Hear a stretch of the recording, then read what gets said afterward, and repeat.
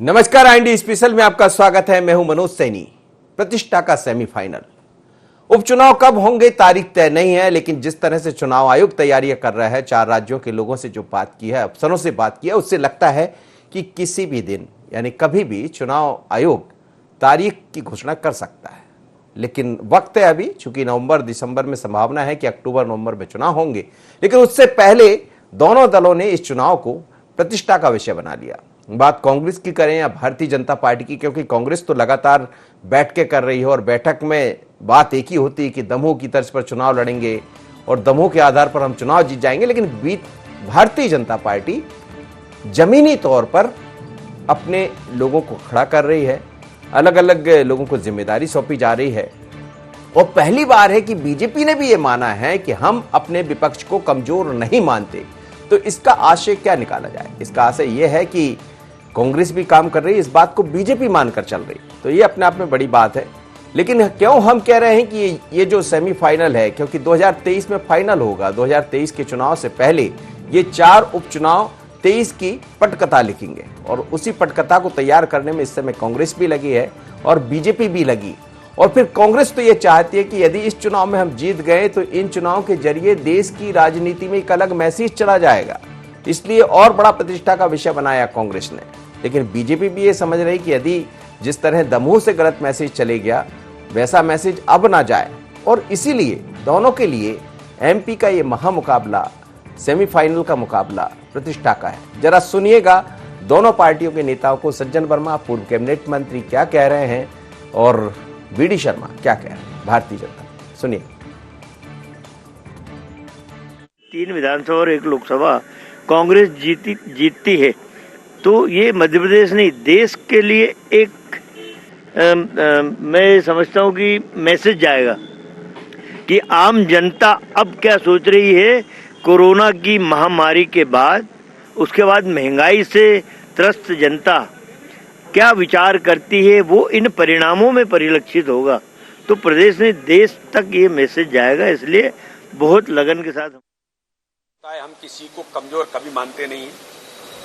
हम कभी अपने विपक्ष को या कभी अपने प्रतिद्वंदी को हम कमजोर नहीं मानते। भारतीय जनता पार्टी का एक एक कार्यकर्ता 24 घंटे 365 दिन सक्रिय रहता है। कोई भी चुनाव हम अपने काम के बल पर, कार्यकर्ता की मेहनत के बल पर और अपने संगठन तंत्र के आधार पर गरीब कल्याण की योजनाएं जो भारतीय जनता पार्टी की सरकार ने माननीय प्रधानमंत्री नरेंद्र मोदी जी के नेतृत्व में जो गरीबों के जीवन स्तर को ऊंचा करने का काम किया है, तो मध्य प्रदेश के अंदर भारतीय जनता पार्टी की सरकार में माननीय शिवराज सिंह चौहान के नेतृत्व में किया है। उस बल पर हम चुनाव जीतते हैं। तो भारतीय जनता पार्टी अपने काम और अपने संगठन तत्व की ताकत के आधार पर चुनाव लड़ती है, उसके आधार पर जीतती है।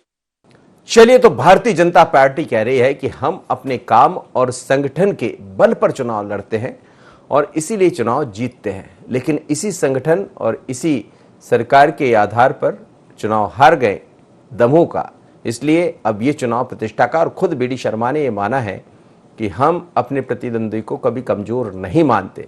पहले तक भले मानते रहे हों, लेकिन अब कमजोर नहीं मानते। और कांग्रेस अपना एक अलग मैसेज देने की तैयारी में इन चुनाव से, और इसीलिए चुनाव प्रतिष्ठा के। मेरे साथ हमारे ब्यूरो चीफ संदीप जुड़ रहे हैं, संदीप से बात कर लेते हैं। संदीप, ये जो चुनाव दिखाई दे रहा है प्रतिष्ठा का सेमीफाइनल इसको कहा जाएगा, क्योंकि इसके बाद 2023 का फाइनल होगा।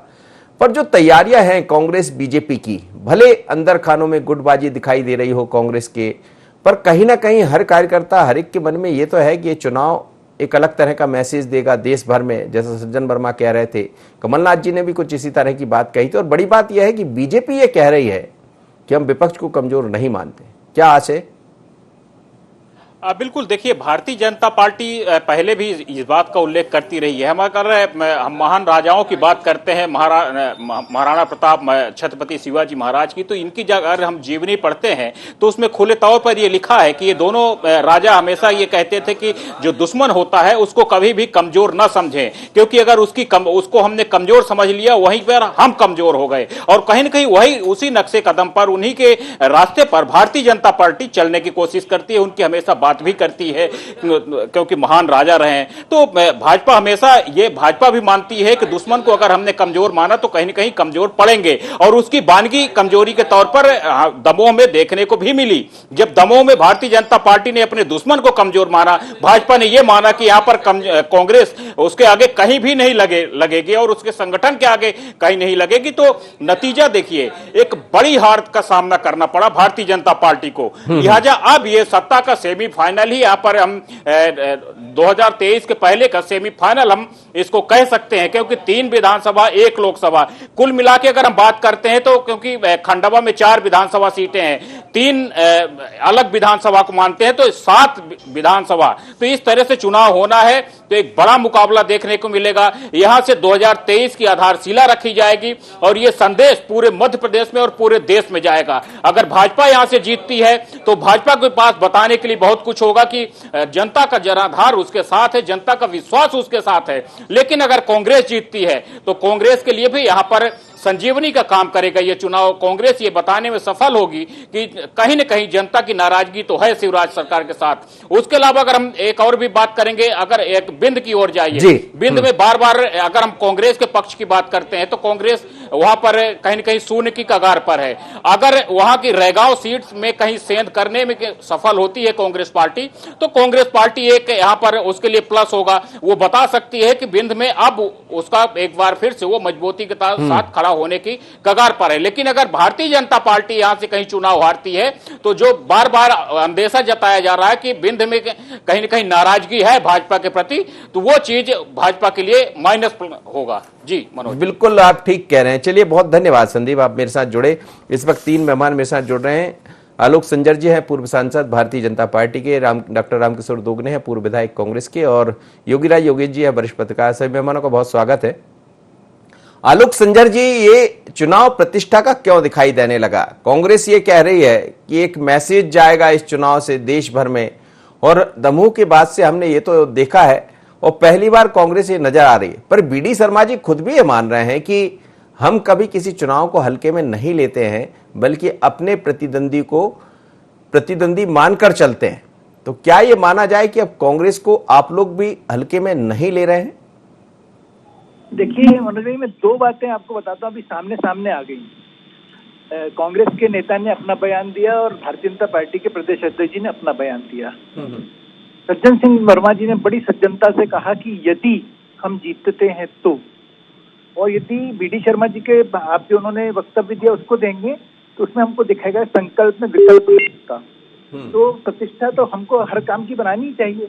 हमको तो शुरू से सिखाया गया कि जो भी काम करो संकल्पबद्ध होकर करो, उसको कार्यक्रम को प्रतिष्ठा मानकर करो, और उसके जब तक लक्ष्य प्राप्त नहीं कर लो तब तक रुको नहीं। चेरेवेती ये हमारा मूल मंत्र है जी। उस मंत्र के सहारे जो अध्यक्ष जी ने हमारे कहा वो बिल्कुल सत्य कहा। वस्तुतः कोई भी चुनाव, देखिए दमोह का चुनाव यदि हम देखें, उसका आकलन करें तो बहुत सारी बातें उसमें निकलती हैं, उसमें बहुत सारे किंतु परंतु हैं। तब वातावरण क्या था और आज वातावरण क्या है, तो उस दृष्टि से हम यदि देखें तो उस दृष्टि से वातावरण आज अनुकूल है भारतीय जनता पार्टी के प्रति, क्योंकि हमारा संगठन बहुत मजबूत है। अभी लगातार हमारे बूथ तक की बैठकें शुरू हो चुकी हैं, और ऐसा नहीं कि जहां चुनाव हो रहे हैं वहां पूरे प्रदेश में हमारे मंडल कार्य समिति की बैठक हो रही है। अभी कांग्रेस के तो राष्ट्रीय अध्यक्ष का पता नहीं है, प्रदेश अध्यक्ष कौन है ये पता नहीं है, और जिलाध्यक्ष इतने सारे हैं कि सब कहते हैं कि हम ही कार्यकारी अध्यक्ष हैं। तो वस्तुतः जहां बिखराव होगा वहां परिणाम सार्थक नहीं आएंगे, और जहां संगठन होगा वहां परिणाम सार्थक आएंगे। इस आधार पर मैं कह सकता हूं कि जो भी चुनाव हो रहे हैं, जो भी उपचुनाव होने वाले हैं, वो सब भारतीय जनता पक्ष में उसका परिणाम जरूर आएगा। दूसरा कारण मैं बताऊं कि अभी जो कल मैं समाचार देख रहा था तो सभी चैनलों पे लगभग ये था कि अरुण यादव जी और कमलनाथ जी में अभी ये बात तय नहीं हो पाई है कि खंडवा लोकसभा का चुनाव कौन लड़ेगा। अरुण जी बड़े खिन्न से हैं, कल ऐसा बताया गया। हमें तो हाथों में गया नहीं, लेकिन सिर्फ चैनलों पे देखा। उस दृष्टि से अभी भी कांग्रेस जो है डिवाइड दिखाई दे रही है। कांग्रेस के जितने नेता हैं उनका संगठन भाव नहीं है, उनका जो है स्वार्थ भाव है। अपने लिए वो राजनीति कर रहे हैं, स्वयं के लिए राजनीति कर रहे हैं। ऐसी स्थिति में उनके लोग उनके साथ राजनीति कर रहे हैं, तो अनेक गुट हमको दिखाई देंगे, और भारतीय जनता पार्टी में आपको संगठन दिखाई देगा। यदि कहीं थोड़ी बहुत भी मीन व्यक्ति होगी तो भी वो कार्यकर्ता भारतीय जनता पार्टी के ध्वज के नीचे खड़ा हुआ है। ठीक है, आप जी बिल्कुल। रामकिशोर दोगने जी, ये क्यों आप बार बार कह रहे हैं कि इससे एक अलग मैसेज चला जाएगा? सिर्फ मैसेज देने के लिए ये चुनाव लड़ रहे हैं? क्योंकि बात तो फिर वही आ जाती है। कल भी हमने देखा कमलेश्वर पटेल जब गए तो युवा कांग्रेस ने सवाल खड़े कर दिए कि जब आप मंत्री थे तो मुलाकात तक नहीं होती थी। पर बीजेपी जिस तरह से तैयारी कर रही है वो जमीनी तैयारी कर रही। आप लोग जो तैयारी करते हैं वो सोशल मीडिया और बाकी उसके जरिए दिखाई देता, सड़क पर कांग्रेस कम नजर आती। लेकिन क्या इसको प्रतिष्ठा का चुनाव बना लिया है कांग्रेस? देखिए मनोज जी, बिल्कुल प्रतिष्ठा का है, ये सवाल है ही। इसके साथ साथ मैं आपको बताना चाहता, आलोक जी बड़े संजीदगी से बोलते जा रहे हैं, प्रदेश अध्यक्ष राष्ट्रीय अध्यक्ष नहीं है। अरे आप भोपाल के सांसद रहे, आपको पता ही नहीं है कि कमलनाथ जी काय के अध्यक्ष हैं? ये किस तरह की बात कर रहे हैं? और भाजपा वाले घबराए हुए हैं।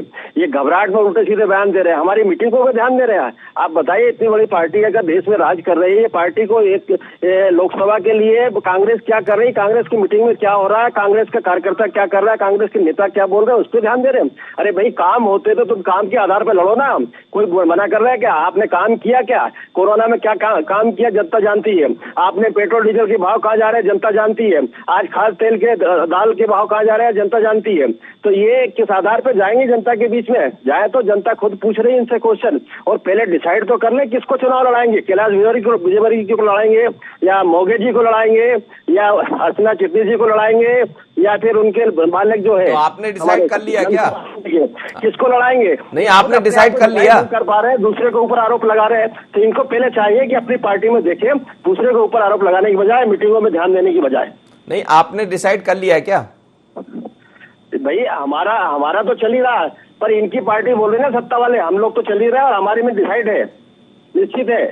और संगठन का काम बिल्कुल चल रहा है और सब काम चल रहा है, मीटिंगें भी चल रही है और मीटिंगों पे ये ध्यान दे रहे हैं। आप देख रहे हैं ना, बार बार मीटिंग की बात कर रहे हैं। कल परसों की मीटिंग की फोकट बात, 3 दिन से डिबेट चल रही है पूरे प्रदेश में इसी बात को लेकर। और भाजपा के लोग रोज आरोप लगा रहे हैं। प्रदेश अध्यक्ष को क्या जरूरत है छोटी छोटी बातें करने की? बड़े बड़े मंत्री लगा रहे, डॉक्टर मिश्रा जी आरोप लगा रहे, तो कोई कुछ बोल रहा है। अरे भाई, हमारी पार्टी की मीटिंग है, हमारी पार्टी में कौन आया कौन नहीं आया, ये हमको जानना चाहिए कि इनको जानना चाहिए? नहीं, क्यों नहीं जानना चाहिए? वो सर उनको पता है चुनाव लड़ना, जब भी तो प्रतिष्ठा का चुनाव बनेगा। ठीक है, मैं लौट रहा हूँ योगेश जी। ये जो उपचुनाव होंगे, हालांकि अभी तारीख तय नहीं है, पर चुनाव आयोग ने भी जिस तरह से बैठक बुलाई, हमें लगता है कि तारीख भी सामने आ सकती है देर सवेर। पर सवाल यही है कि दोनों के लिए प्रतिष्ठा का चुनाव बन गया जिस तरह से तैयारियां दिखाई दे रही? नहीं, असल में क्या, दोनों पॉलिटिकल पार्टी साइकोलॉजिकल एडवांटेज लेने के मूड पे है। तो बहुत ज्यादा असर तो पड़ने वाला नहीं उन चुनाव के नतीजों से, लेकिन निश्चित तौर पर जो भी जीतता है तो उसका एक आने वाले चुनाव में उसका एक असर पड़ता है। जैसे अभी ये दमोह चुनाव कांग्रेस ने जीता, तो अभी तक वो दमोह चुनाव की कीर्तन कर रही है कांग्रेस। हमने दमोह चुनाव जीत के एक तरह से साइकोलॉजिकल जो एडवांटेज इनको मिला है। ठीक उसी प्रकार ये 3 विधानसभा चुनाव और 1 लोकसभा चुनाव की जहाँ तक बात है, तो निश्चित तौर पर इसमें मैसेज देने की यही कोशिश करेंगे। मतलब कोई भी पार्टी जीतती है, अभी तो खैर ये तय नहीं है कि कौन जीतेगा कौन हारेगा। और जीत हार के पहले तो ये भी देखा जाना चाहिए कि आपका कैंडिडेट कौन है, उसका नाम क्या है, उसके काम क्या है। ये बहुत सारे पहलुओं पर अभी चर्चा होना बाकी है, क्योंकि चुनाव के पहले अधिकांश आप देखना, संगठन का काम अपनी जगह होता है, सरकार का काम अपनी जगह होता है, लेकिन प्रत्याशी का चयन और प्रत्याशी का नाम बहुत इंपॉर्टेंट फैक्टर हुआ करता है चुनाव में। आधे चुनाव के प्रत्याशी के चयन के आधार पर ही जीत और हार तय हो जाती है। और इसका उदाहरण हमने दमोह में देखा। दमोह में पूरा का पूरा प्रदेश बीजेपी का संगठन लगा हुआ था। आधे 1 दर्जन से ज्यादा मंत्री लगे हुए थे और खुद बीडी शर्मा कम से कम 1.5 महीने वहाँ डेरा डाले रखे और संगठन के कार्यकर्ता भी वहाँ लगे रहे। लेकिन वह चुनाव सिर्फ इसलिए आ रहे क्योंकि कैंडिडेट को लेकर लोगों में असमंजस की स्थिति थी, कैंडिडेट को लेकर लोगों में असंतोष था, इसलिए दमोह चुनाव हार गए। और यही स्थिति यदि अभी होती है, आप यदि जबरदस्ती किसी पे प्रत्याशी यदि आप थोप देते हैं, तो भले ही आपकी कितनी मजबूत स्थिति हो आपकी विधानसभा क्षेत्र में या लोकसभा क्षेत्र में, लेकिन थोपा हुआ प्रत्याशी आज भी जनता बर्दाश्त नहीं करती। बिल्कुल। सरकार के जी कहिए अपनी बात। सरकार के काम भी होने चाहिए, प्रत्याशी का नाम भी होना चाहिए, प्रत्याशी की छवि नीट एंड क्लीन होनी चाहिए। तो ऐसे तमाम पहलू हैं। इन सारे चीजों पर जब तक कैंडिडेट सब लोग खड़े नहीं उतरते, तब तक एकदम से आप ये नहीं कह सकते कि कौन जीतेगा कौन हारेगा। तो अभी बहुत सारा समय बाकी, अभी देखते हैं जरा प्रत्याशी चयन में क्या स्थिति रहती है दोनों दलों की। बिल्कुल, आप ठीक कह रहे हैं जी। आलोक संजर जी कुछ कह रहे थे रामकिशोर दोगने जी कि आपको अपनी पार्टी से ज्यादा कांग्रेस की चिंता हो रही। कहा ना, मेरी बात को उनको अदरवाइज नहीं लेना चाहिए। मैंने ये बोला था कि बीच में जैसे अभी अपने कार्यकारी अध्यक्ष बनाने की बात हुई, कमलनाथ जी को दिल्ली ले जा रहे हैं, तो मध्य प्रदेश के सारे नेता एकदम बाहर निकले जैसे कि बरसात में जो लोग निकलते हैं, और फिर वो हमारे सामने स्थिति सामने आई। तो मेरा ये कहना था कि हमें उससे, कांग्रेस से क्या लेना ना, कौन अध्यक्ष है कौन अध्यक्ष नहीं है, हमें तो हमारे पार्टी के अध्यक्ष की हमें चिंता रहती है। और दूसरा जो उन्होंने बात कही कि हमारा प्रत्याशी कौन है, तो हमारे को जिस दिन से हमने पहली बार भारतीय जनता पार्टी के सदस्य बने और पहली मीटिंग जब ज्वाइन करी, तब हमें बता दिया गया था कि कोई भी कॉन्स्टिट्यूंसी में कोई चुनाव लड़ता है उसका नाम है कमल, और कमल जब चुनाव लड़ता है तो सारे कार्यकर्ता सब कुछ भूल जाते हैं, ना फिर जाति याद रखते हैं, ना क्षेत्र याद रखते हैं, ना व्यक्ति याद रखते हैं, और कमल को जिताने के लिए अपना सर्वस्व लगाते हैं।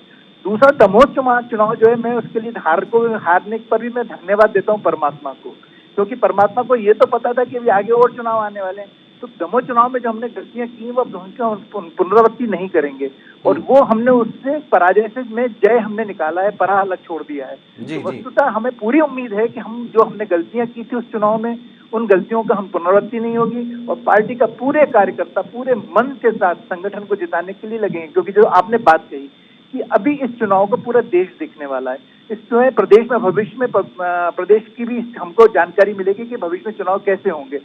ये चुनाव हम इसलिए जीतेंगे क्योंकि हमको देश को भी बताना है कि मध्य प्रदेश में सबसे अच्छा संगठन यदि भारतीय जनता पार्टी का संगठन है, और भारतीय जनता पार्टी के कार्यकर्ता पूरी मुस्तैदी के साथ अपने इस चुनाव में जिताने के लिए लगेंगे, ये मानकर कि वो स्वयं चुनाव लड़ रहे हैं। और कांग्रेस में मुझे लगता है कि ये स्थिति बहुत दिनों तक नहीं आने वाली है, क्योंकि उनके जो गुट हैं वो गुट हमेशा बने ही रहेंगे, एक गुट खत्म नहीं होता। लेकिन बार बार बात आलोक जी यहाँ आकर रुक जाती है कि कुछ मुद्दे हैं, जैसे महंगाई जैसे मुद्दे हैं, अन्य जो दिखाई दे रहे हैं, कोविड का जिक्र बार बार आ जाता है कि कोविड में ये हुआ, और अभी भी अब देखिए आप तीसरी लहर की भले हम बात ना करें, पर तीसरी लहर हालांकि सरकार तैयारी कर रही है, पर अब जो खबरें आ रही धीरे धीरे कर फिर एक बार कुछ लोग ऐसे हैं जो संक्रमित दिखाई देने लगे हैं, वो चिंता बढ़ाने वाले हैं, और यही सब मुद्दे कांग्रेस उठाएगी, तो इससे एक कहीं ना कहीं दिक्कत पैदा होगी बीजेपी के सामने।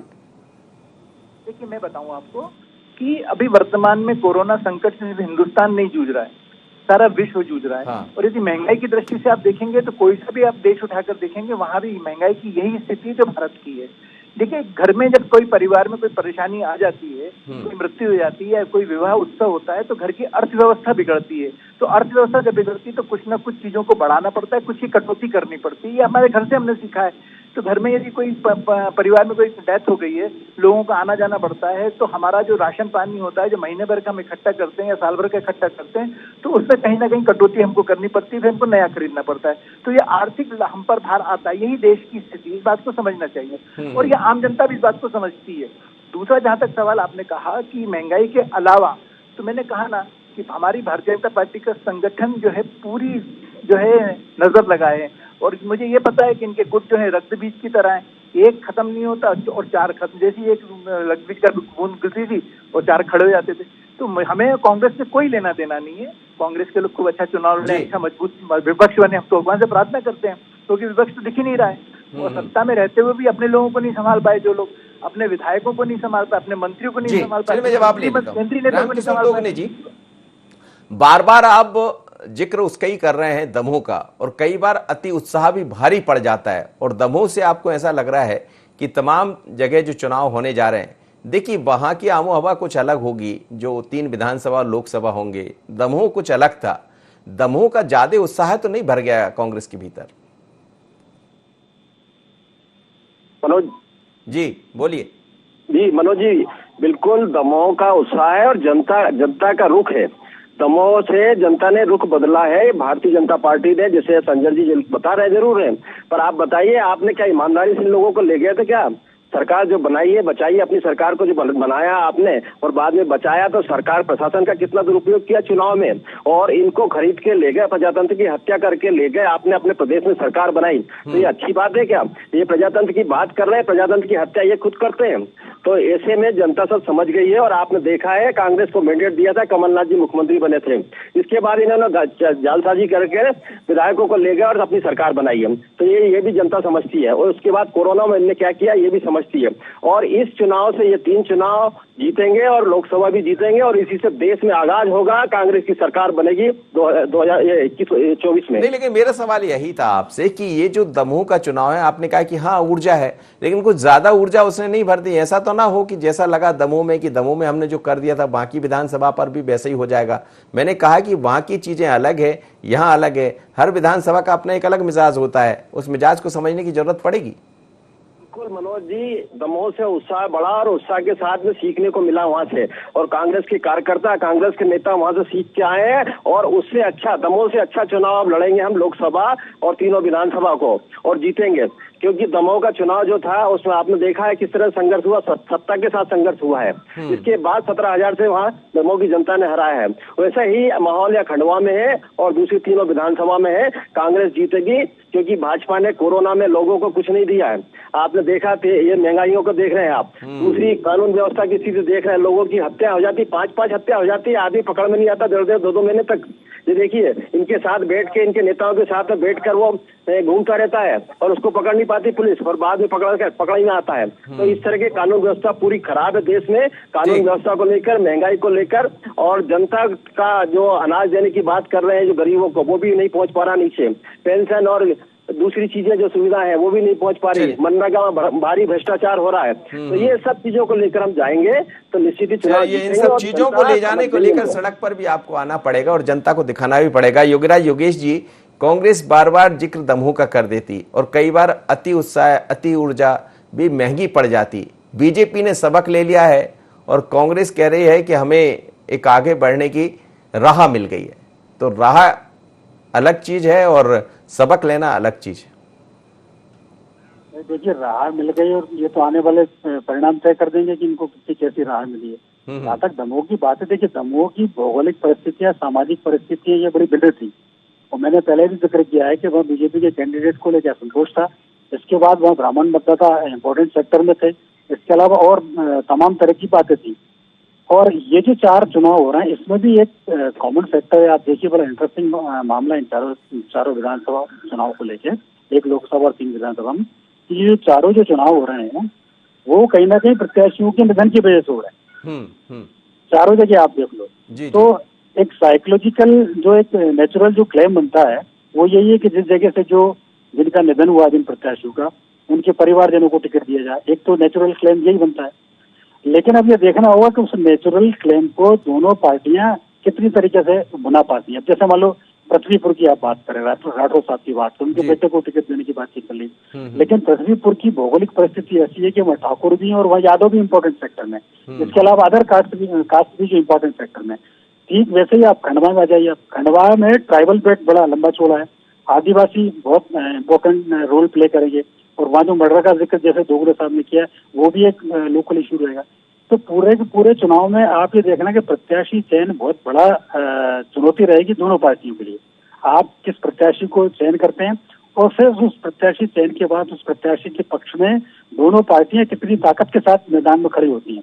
क्योंकि अभी यही होगा जैसे कांग्रेस में चल रहा, अरुण यादव जी बिना किसी को बताए चुनाव प्रचार करने लग गए और अचानक फिर आप बताइए कि कांग्रेस की बैठक चल रही है और उसमें निर्दलीय प्रत्याशी खड़ा होकर कह दे कि साहब मेरी पत्नी को टिकट दिया जाए। तो ये बिना कमलनाथ जी की सहमति के संभव है क्या कि आदमी अचानक निर्दलीय आदमी आ गया और उसने कह दिया कि साहब मुझे मेरी वाइफ को टिकट ना दी जाए। तो तमाम तरह की चीजें अभी चल रही हैं दोनों पार्टी में। इन असंतुलन से, इन मनमुटाव से, टकराव से दोनों पार्टियां अभी दूर नहीं है। तो बहुत महत्वपूर्ण भूमिका होगी प्रत्याशी चयन की और फिर उसके पीछे पार्टी का खड़वाना। जी, लेकिन क्या ये जो सेमीफाइनल है ये फाइनल की पटकथा लिखेगा? लगता है कि ऐसा कोई बहुत बड़ा इसका कोई बहुत असर पड़ेगा क्योंकि अभी विधानसभा चुनाव में भी 1.5-2 साल का वक्त है और लोकसभा चुनाव में तो 2-2.5 साल का वक्त है। और इसके बीच तो अभी निकाय चुनाव भी होना है, जैसे कि भी तय हुआ कि अगले साल तक हो जाएंगे। तो मुझे नहीं लगता कि ये कोई देश का इतिहास लिखेगा या कोई बहुत बड़ा परिवर्तन होने वाला है। और विधानसभा के भी मान लो तीनों सीटें कोई भी पार्टी जीत जाती तो भी विधानसभा में बहुमत का कोई बहुत बड़ा फर्क नहीं पड़ने वाला। लेकिन मैंने जैसा कि पहले दौर की बातचीत में जिक्र किया था कि साइकोलॉजिकली एक एडवांटेज गेन करने की स्थिति में रहेंगी दोनों पार्टियां। बिल्कुल आप सही कह रहे हैं। चलिए, आप सभी मेहमानों को बहुत बहुत धन्यवाद, आप मेरे साथ जुड़े। लेकिन मध्य प्रदेश में प्रतिष्ठा का सेमीफाइनल इसको कहा जाएगा। हालांकि तारीख अभी तय नहीं है, जब तारीख सामने होगी तो फिर फाइनल और सेमीफाइनल की बात होगी। लेकिन जिस तरह से कांग्रेस बीजेपी इसे महामुकाबला बनाने जा रही है, उससे लगता है कि राह किसी की भी आसान नहीं होगी, क्योंकि कांग्रेस के पास कुछ मुद्दे हैं जो वर्तमान में लोगों को प्रभावित करते हैं और बीजेपी के पास दमों का सबक है। पर दोनों ये चाहते हैं कि यदि चुनाव हम जीतते हैं तो इसका मैसेज दूरगामी अच्छा होगा, जो भी जीतेगा उसके लिए, लेकिन जो हारेगा उसके लिए एक नया सबक होगा, क्योंकि ज्यादा उत्साह भी कभी कभी भारी पड़ जाता है। बने रहिए IND 24 पर। मुझे दीजिए इजाजत, नमस्कार।